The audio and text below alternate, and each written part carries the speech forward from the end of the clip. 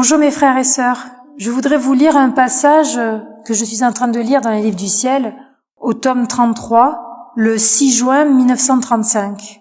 Jésus dit : « Ma fille, ma volonté, elle est tout, elle fait tout, elle donne à tous.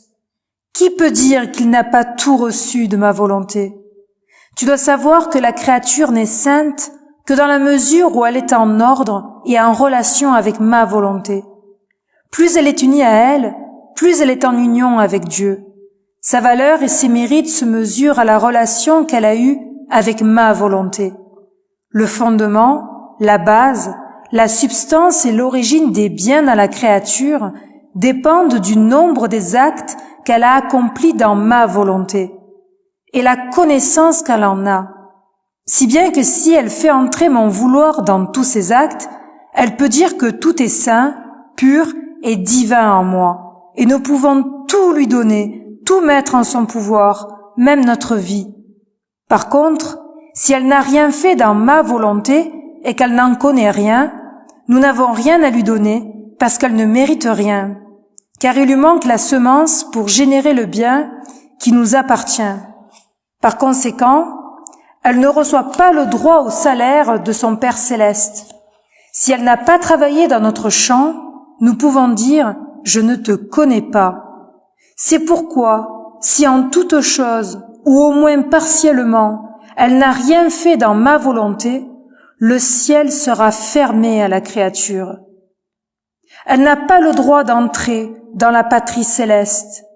Voilà pourquoi nous insistons tellement pour que la créature fasse notre volonté et qu'elle soit connue, car nous voulons peupler le ciel de nos enfants bien-aimés.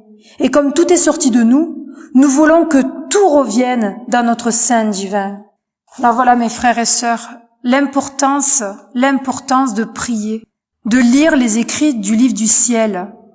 Pourquoi ? Parce qu'en lisant les écrits du livre du ciel, nous savons que nous allons prier en Dieu, avec Dieu et par Dieu, et que lui n'a pas de limite de temps ou d'espace. Une fois glorifié, il va retomber en pluie de grâce sur toutes ces âmes et venir frapper à leur cœur, bien sûr à la hauteur de leurs désirs. Il y a vraiment l'importance que ces âmes se réveillent pour qu'elles prennent connaissance du catéchisme, de la Bible, des écrits, des sacrements. Vraiment, parce que sinon ces âmes n'entreront pas au ciel. Elles resteront peut-être un temps indéfini dans le purgatoire, ou pire, elles iront peut-être en enfer.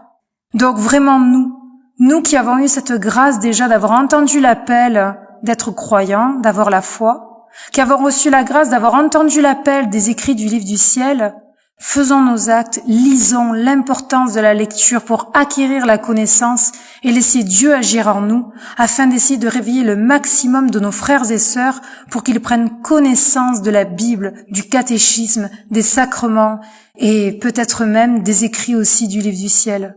Voilà mes frères et sœurs, soyez bénis.